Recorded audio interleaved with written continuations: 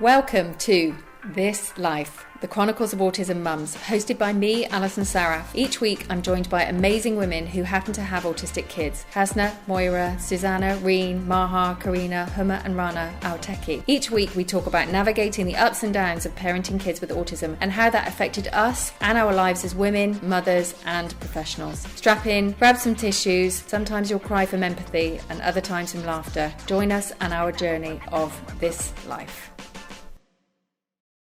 Hi everybody and welcome to This Life podcast, and this week I am joined by amazing women. Welcome to Suzana and Reen. Hi Alison. Hi Alison. And Maha. Hello. How are you ladies? Good, wonderful. Okay, great. You've got your cup of tea, everybody's fine. We've all had a lovely piece of cheesecake, which was yummy. And we are ready to go. So this week, thank you for joining us, listeners. We are going to be talking about shadow teachers. And I think somewhere in the world they are called learning support assistants. So there's lots of names for them. But basically, we're going to be talking about our experiences with shadow teachers for our children. Whether or not they are necessary, whether or not we've had good experience with that form of teaching, and what advice we can give to other parents about our experiences, good and bad, with shadow teachers. So Reen, welcome back. Welcome. Thank you. And I'll start with you. And Okay. you've had a lot of experience with shadow teachers over the years. Mm-hmm. So can you explain to us why you felt it was kind of necessary to have a shadow teacher for your son? Mm-hmm. And what were the main kind of benefits of having one to begin with? So Mikhail has had a shadow teacher for the last 10 years and recently transitioned to be by himself last year. Wow, so yeah, amazing. It's been it's looking good so far. So we'll see how it goes. Initially it wasn't up to us. You know, the school basically told us, like, if he goes to school, he needs a shadow teacher. So that's what we did. And but looking back, because at that time he was nonverbal, I think it was a good move to have a shadow teacher at that time. And I think it was very important because for someone who's nonverbal, you need a person to advocate for him. So for me, the shadow teacher was, you know, not just there to support him, but to advocate him, to basically his voice, to protect him, to be our eyes and ears in case, you know, he's being mistreated in school, because it does happen. And the thing is, but it's not easy picking a shadow teacher. You actually need to find someone that most likely have experience, but, you know, most often they don't, but, you know, who's willing to be trained, who actually cares and, you know, has empathy and has a connection with your child.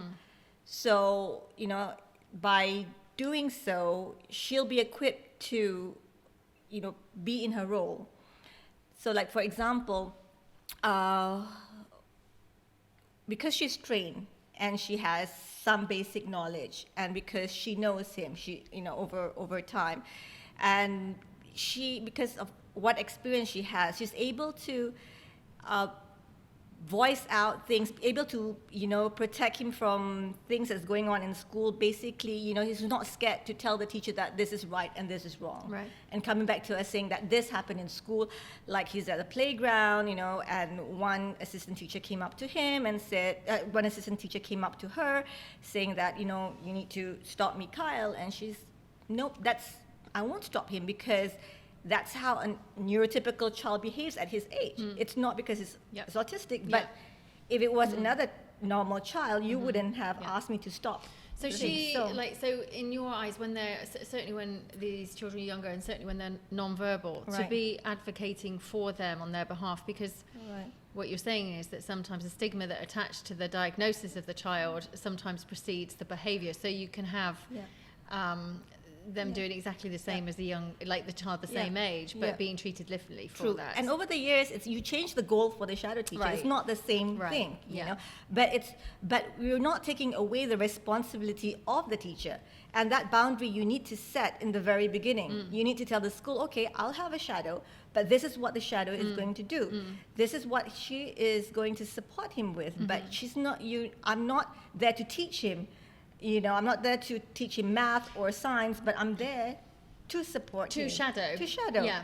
And I think that's quite an interesting point, isn't it? That a lot of these individuals, and it's actually quite interesting to know that I don't think that there is actually a qualification as such for a shadow teacher or a learning support assistant.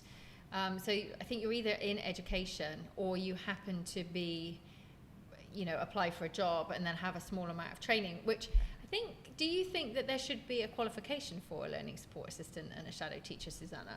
I definitely think there should be some kind of training. I know as much knowledge as they learn, it will only take them so far. I think there's definitely an aspect of getting to know the child and learning their strengths and weaknesses and learning how to help them enhance their skills. So knowing when it is necessary to step in and when it's okay to let them struggle a bit and take a step back and have them figure that out, because it's such a fine line. Right.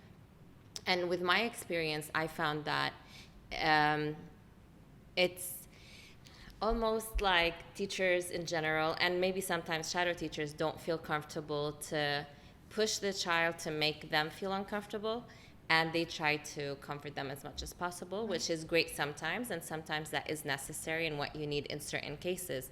But when it comes to growing, you know, being in your comfort zone is not gonna do it. And just like knowing the child, the person, the individual well enough to be able to know when to push and when not to is like the key, I think. Right. And I think that's a really interesting point, because I think as Reen just said, when we talk about shadow teachers and we, you know, when we have a child of like maybe for example 4 or 5, but then we have a child of in their teenage years that is still having a shadow teacher involved in some sort of their education, exactly what you said, the needs are very, very different. So whilst when they're younger, we're trying to almost kind of cocoon them and advocate for them, but as they become older, their needs change, and we want to start promoting independence. So what is your experience of shadow teachers and promoting independence, Maha? So, leading question. So yes, so when it came to my son, he definitely wanted to play the victim a bit. He wasn't one of those children that, you know, wanted to do things himself. He was more than happy for anyone to tie his shoelace or carry his bag. So although the SEND department at the time was saying no LSA and no support worker, the teacher didn't feel comfortable because she wasn't trained as well as maybe she could have been. And she was quite upfront about it. So it becomes really difficult. So it really comes down to whether, if the teacher is comfortable having the child in the classroom without a support worker, then, I mean, I would definitely say do that. But if the teacher's not feeling it from the start, I think if you don't have a shadow teacher, it can really put them back, because the teacher sort of turns around and says, well, I can only do what I can do, and if it means that I have to leave him in the book, you know, in the book corner to read a book because he can't, you know, interact with his classmates, then that's what she or he will do. So, but it's not the role of a shadow teacher or a learning support assistant to educate a child. Absolutely. So, I mean, ultimately, what we're saying in some cases is the fundamental problem is the fact that teachers aren't trained. That's right. Enough to be able to handle. And I don't want to keep using the word higher functioning because it's not the right phrase. Yes. And it certainly doesn't describe, you know, Zane, and it doesn't describe all of our, you know, children. Yes. But in those circumstances, when we have shadow teachers, then it's like, well, it's almost like the child is palmed off on the shadow teacher. Yes. And given a pile of work and say, right, okay, well, let's work through this together. So the child becomes very reliant on the shadow teacher. Right. And I think almost, in my experience as well, ends up not going to the teacher and asking questions to the teacher, and not being allocated work by the teacher, but everything gets filtered through the shadow teacher. Yes.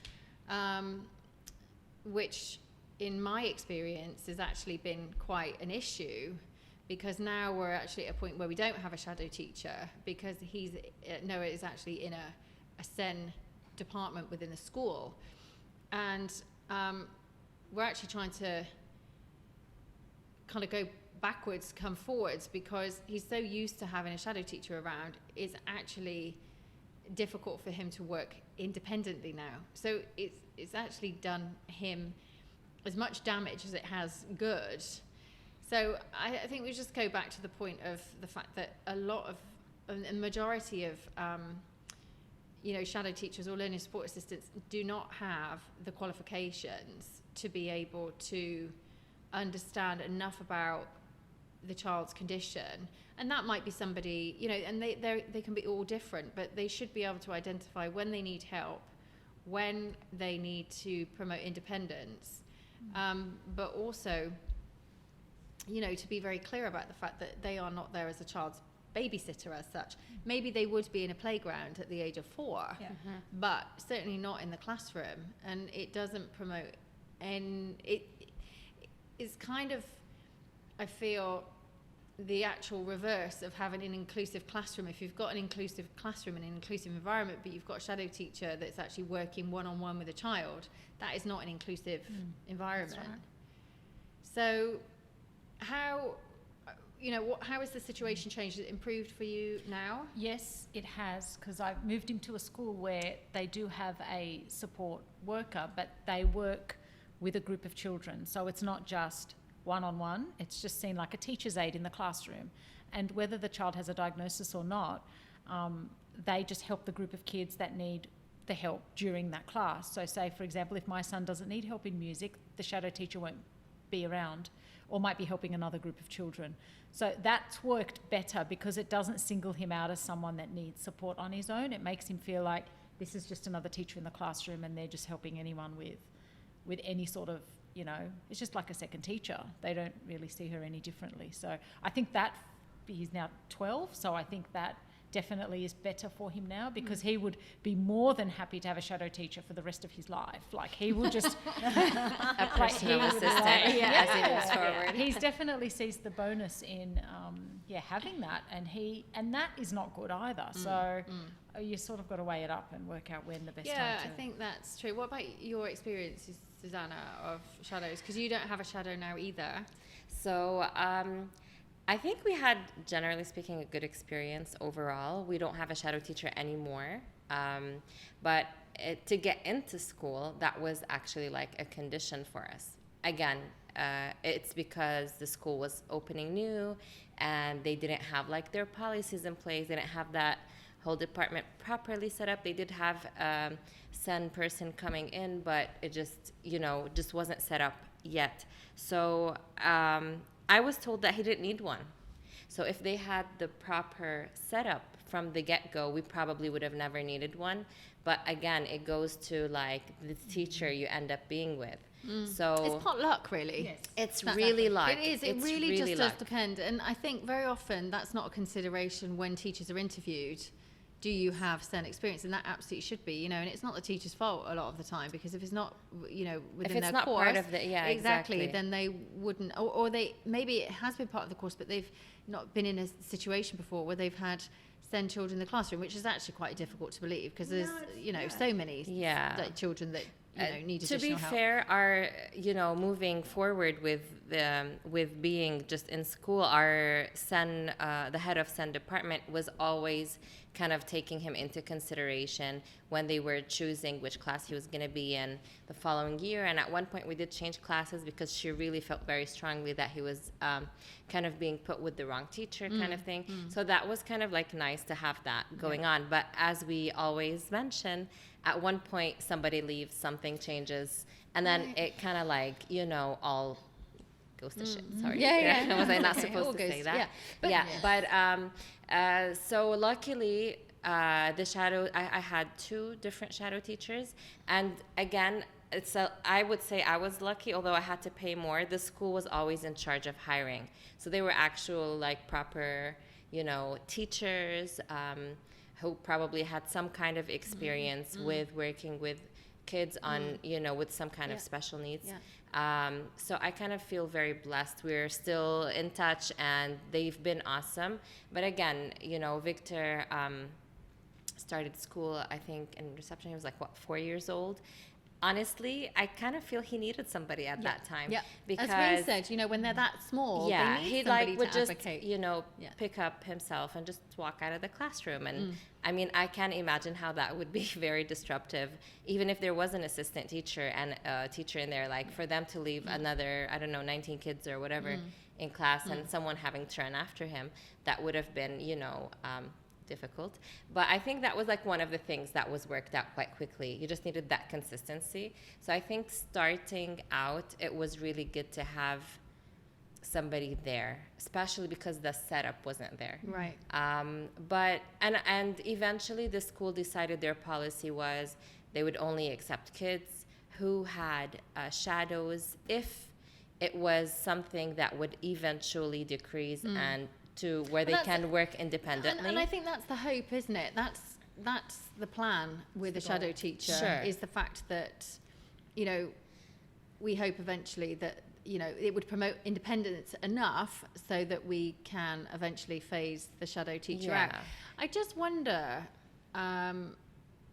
whether or not, you know, the model, obviously the model is not suitable for all children, but I wonder whether or not obviously we know that the standard in general curriculums are quite antiquated as they are, because they don't adapt to our children. The curriculum has to be adapted and, you know, changed for them. So I just think it's quite interesting that if we did a kind of a test of 2 kids when they, you know, if they were probably both at the same level, but they were out of that kind of danger zone, if you like, you know, where it's dangerous almost to a point where you don't have any additional help for them when they are 3, 4, 5 and whatever, and they are eloping and they're leaving the classroom and everything else. But if they're actually at a point where they can, you know, they develop and they can communicate their needs, but we keep them with a shadow teacher because that's what the school is suggesting, rather than go down a kind of send school route, that whether or not, if we left them without a shadow teacher, but perhaps not in the playground, but, you know, and just maybe had a teaching assistant in that classroom, I wonder whether or not it would promote a lot more independence a lot faster, or whether or not it would, you know, really kind of hold them back, the class back, and frustrate the teacher. I think it's a really kind of very interesting, and I suppose to a point it depends on the child, and this is where the inconsistency is. It's the inconsistency of the teacher, and also the teaching assistant or the shadow teacher that's in that class, and also the curriculum. There's so many components to that. I just wonder whether or not our children would stand more of a chance in a mainstream classroom. I don't think there will ever be like a straight up answer for that question. I think it's such a case by case thing. You might have a child who's ready to be independent but is in the wrong setting or with the wrong teacher or whatsoever. And you could be with a child that needs that little bit of a push, but maybe being supposedly independent with the assistant and teacher, where she has another however many kids in the classroom, she might not be able to give him as much attention when he actually really needs it, or to notice those little things about those him idiosyncrasies, that need extra help. Yeah, that the might fall be between the cracks thing. Exactly. Right. Yeah. Exactly. Yeah. So I really think it will always be a case by case thing, and it will never be, a straight answer. And again, we were just kind of mentioning how things change in schools all the time. You have one school that has a great SEND department, great teachers, great setup, but at one point management changes, or somebody leaves, or something happens, and that doesn't work anymore. So I kind of think it's just you and your luck, really. Yeah, that's quite worrying, isn't it? It is. Top tips, ladies. Top tips for a productive relationship between your child, your teacher, and your shadow or learning assistant. What are those, what can you, having all had experience of shadow teachers, and all very, very different experiences actually, positive to negative and independent to, going in the opposite direction. I would definitely make sure that the shadow teacher's the right fit, at least close enough or on the right track, because I've had experiences where the shadow teacher was trying to hold my son's hand so he can write his name, and he did that 2 years prior. So he loved it. Yeah, so he was enjoying it. So that's the problem, is that sometimes a shadow teacher can actually pull your child back, and it's better not to have anyone in there. So I think just keeping on top of who that shadow teacher is and just communicating with your child's classroom teacher is so important. Like, you've got to have daily, almost, if not weekly, updates on what's happening with your child, because otherwise it can actually cause more harm than good. So you can't just assume that because they're in there that they're okay. Definitely not. In my case, there was a situation where it actually went backwards. So just keeping an eye on who is with your child and that they're the right fit. Otherwise, just go without. And if you have to do extra work after school, then that's what I did. Is I'd say, look, don't worry if you don't get all your work done, as long as you just, play, enjoy your day, and then we'll do your schoolwork at home. So just trying to make it, fit that way. Suzana? I would say you know your child best.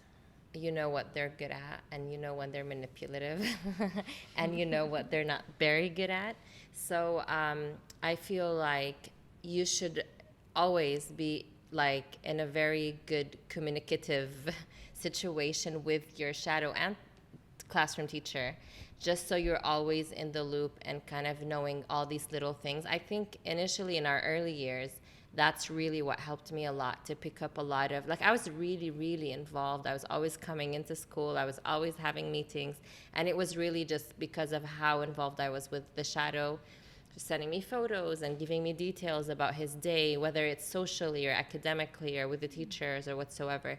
So that really helped me help them, really. Right. But at one point, again, as he's growing and as she's spending less and less time with him. And then we had the whole setup, like you mentioned, where she's working with him and maybe another child, or she goes and works with other kids in school.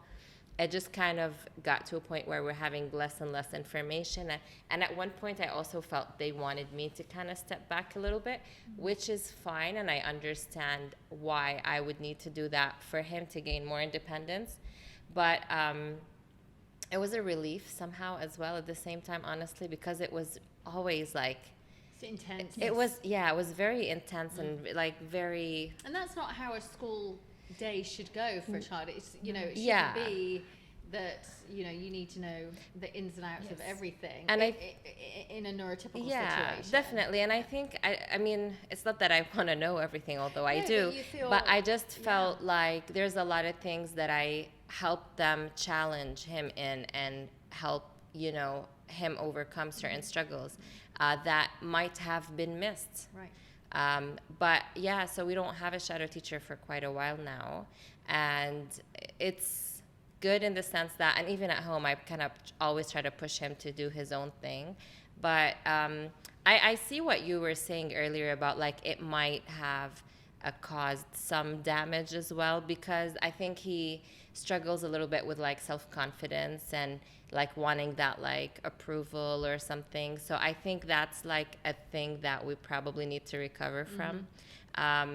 But yeah, just you know your child best, so do what you think is right. Go with the flow. Yeah. Right. Reen? I think everyone needs to be in sync. You need to, your shadow teacher, your school teacher, the support teacher in school, need to be in sync with the program. They have to get on board with the program because, like Suzana said, you know your child and you know what the goals are. So every year you have goals for him and what he needs to achieve in school with the shadow, whether it's being independent or being, academically independent or emotionally independent, or this year it's about, making friends, or this year is about doing work on his own or being more focused. So everybody needs to be on board with it. And because if you don't, it's pointless to have a shadow, because that's the whole purpose, is to make sure that the child achieve a certain milestone and then move on to the next. That's the whole point why you need a shadow teacher. So if everybody's in sync, everybody's working towards the goal, then it'll be fine for the child. So if this year, I think they would also like accomplish goals more, like kind of faster, because everyone's on the same page. And yeah, I was just saying that I think sorry to interrupt you. No, it was just very interesting because I was just saying when everyone's on the same page, it feels almost as they can accomplish their goals in a faster way. So my top tips are, or my top tip is, I think when you are, whether or not you have to choose your shadow teacher yourself or whether or not you get allocated a teacher, I think all of these ladies made really, really good points. Make friends with the shadow teacher, try and get to know them, try and get them to know your child. And, I think get on their level really and really explain why so that they understand you, how committed you are to seeing your child succeed. It's not like, you need to let them understand that this is not a babysitting role, even if they don't think it is. You need to really talk it through with them and make sure that they understand how important and pivotal their role is to your child's success for that year ahead. And as Reen said, setting goals, communication is so key, especially with little ones.